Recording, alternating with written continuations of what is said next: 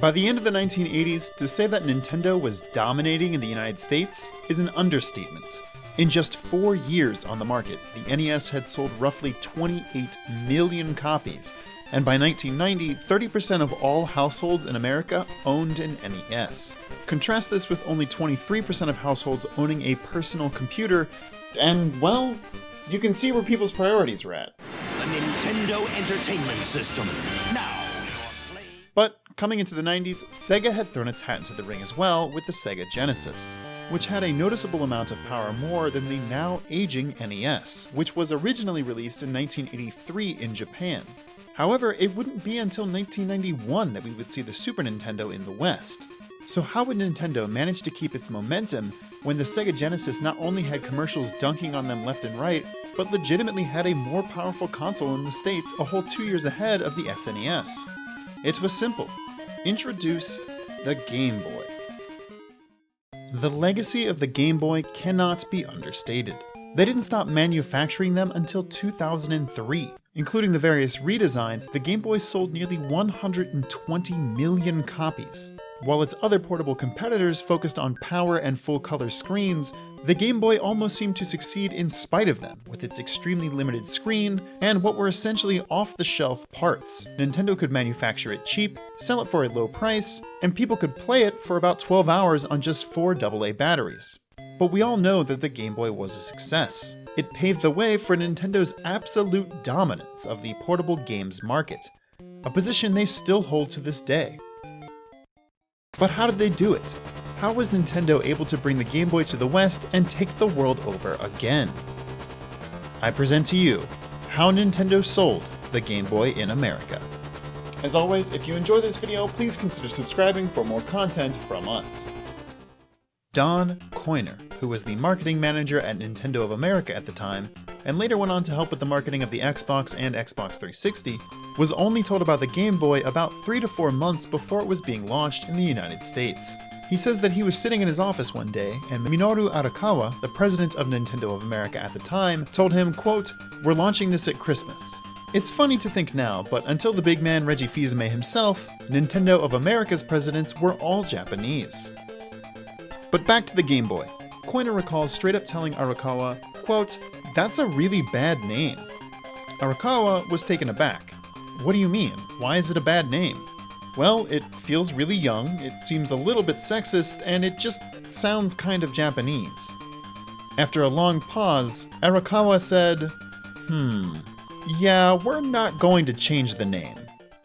Coiner quickly got to work figuring out the Game Boy's strengths and how he could market it. There were a lot of positives. The planned price of $89.95 made it an easy sell. It had a comfortable size and good enough graphics. After all, the only serious portable games Nintendo had made before this were the Game & Watch titles. But what stood out to Coiner was the experience of playing the handheld system. Quote, "That's what people want, right? That sustained gameplay that you can go back to, and go back to, and go back to. How many times can you play Tetris? Like, forever." He also made note of the system's link cable, which enabled head-to-head play between 2 Game Boys. And 3 of the 5 launch titles for the Game Boy in North America, Tetris, Tennis, and Baseball, all supported the link cable's use. Quote, "Head-to-head play was this really aspirational thing. Not that many people did it, but everyone imagined doing it. And when they did do it, it was really fun. So it was one of those hooks that we sort of grabbed onto as a thing to do." Coiner had locked in what message he wanted to nail home with the marketing. The Game Boy was portable, offered multiplayer with the link cable, and had great games. But he still needed to figure out how to get that message across. Arakawa told him he wanted to spend $20 million on marketing the Game Boy in America. Funnily enough, Coiner told him, quote, "Wow, you really don't need to spend that much." But Arakawa insisted. Minoru Arakawa was well regarded in Nintendo's eyes, because he had quite literally saved them in 1980. At the time, he had just been sent to New York to establish Nintendo's headquarters in the States. He received this position because his father-in-law, Hiroshi Yamauchi, was Nintendo's CEO at the time. Nintendo had sent 3,000 of their new arcade cabinet, Radar Scope, to New York. It took about a month for them to arrive by boat from Japan, and once they got there, only 1,000 of them ended up selling. This put Nintendo of America in the red, and Arakawa acted quickly. he moved the Nintendo of America headquarters to Seattle to reduce the travel time for future shipments, and had the radar scope cabinets refitted with a new game, one that was designed by an up-and-coming game designer named Shigeru Miyamoto. The game was Donkey Kong.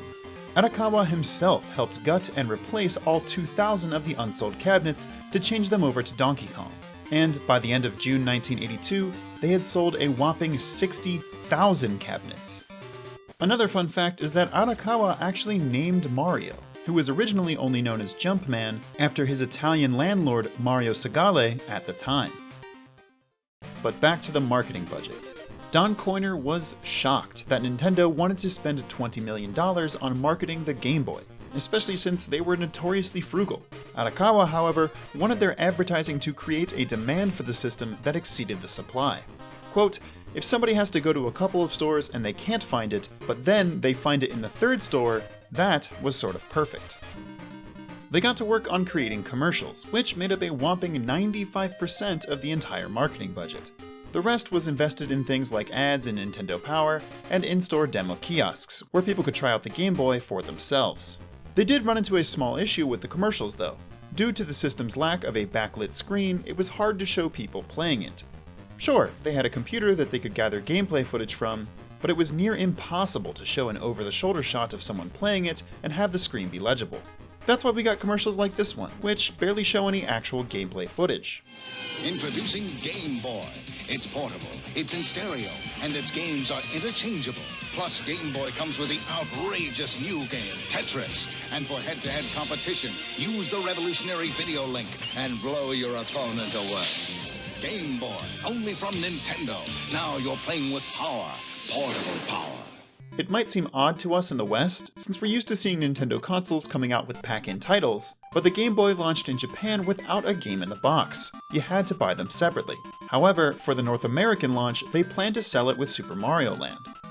The NES had launched in the States with Super Mario Bros., and by releasing the Game Boy with another Mario title, they felt certain that people would hop on board. But one man was set to convince Nintendo that they shouldn't launch with their popular mascot, but instead, a puzzle game from Russia. That man's name was Hank Rogers. Hank Rogers is a Dutch video game designer and entrepreneur mostly known for two things: developing the Black Onyx, a computer game that, if you can believe it, was one of the first successful RPGs in Japan, selling 150,000 copies and familiarizing the Japanese public with RPGs. Hank is also famous because he secured the distribution rights for Tetris on just about every platform. Before the Game Boy came out, he was actually going to publish the game on PDAs. But when he heard about the Game Boy, he knew that it would be the perfect portable home for Tetris. So he formed a partnership with Nintendo, who helped him get the exclusive rights for portable consoles. And subsequently meant that Sega, who was making their own versions of Tetris at the time, had to destroy all manufactured copies for their console versions. But Rogers went a step farther. He came to Arakawa to convince him to launch the Game Boy with Tetris instead of Mario. Quote, "I remember this conversation very clearly. Mr. Arakawa, I think you should include Tetris with the Game Boy." And he said to me, "Why should I include Tetris? I have Mario." I said, "Well, if you want little boys to buy your Game Boy, then include Mario. But if you want everyone to buy your Game Boy, then include Tetris. You can still sell Mario afterwards." This proposal might have been refused if Tetris wasn't already wildly popular in Japan. The NES version of the game went on to sell 2 million copies in Japan alone. Heck, even internally at Nintendo, secretaries and accountants would play the game during their lunch hour. So it was agreed that Tetris would be the pack-in title for the Game Boy. But this meant one thing. They had to sell the American public not on the lovable cartoon plumber that they had already come to know, but on a bunch of rotating shapes from Russia, which, at the time, was still the Soviet Union. It turns out they had nothing to worry about. The American public's excitement about Nintendo's portable system grew quickly. A Wall Street Journal report from 1989 called the Game Boy the star of the Christmas season. Don Coiner says, quote, "The general sentiment was that everyone wanted as many as they could get. It's the perfect price point for your 14-year-old or 10-year-old kid. And it was kind of magical." And of course, Nintendo was on such a roll right around then. Man, everything was coming up roses and they couldn't get enough. As a matter of fact, they literally couldn't. Nintendo manufactured 1 million Game Boys to sell in 1989, and they ran out. Within 3 years, they had already sold 9 million, and by the time the Game Boy Color came out in 1998, they had already sold 64 million Game Boys worldwide. Nintendo had once again caught lightning in a bottle, from the NES to the Game Boy, and even moving on to the Super Nintendo.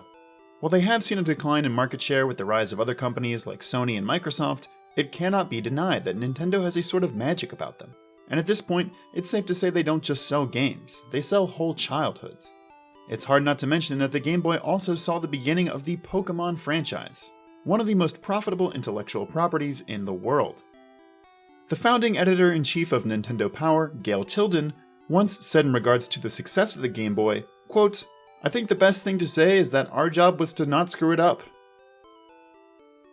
Thank you very much for watching this video on the marketing of the Game Boy. If you enjoyed this video, please consider subscribing for more content from us, and maybe head over to our Discord, where we've built a very active and actually positive space to talk about video games. And if you have a few bucks to toss our way, please consider heading over to our Patreon. We'd really appreciate it. And once again, thank you so much for watching, and until next time, have a wonderful day.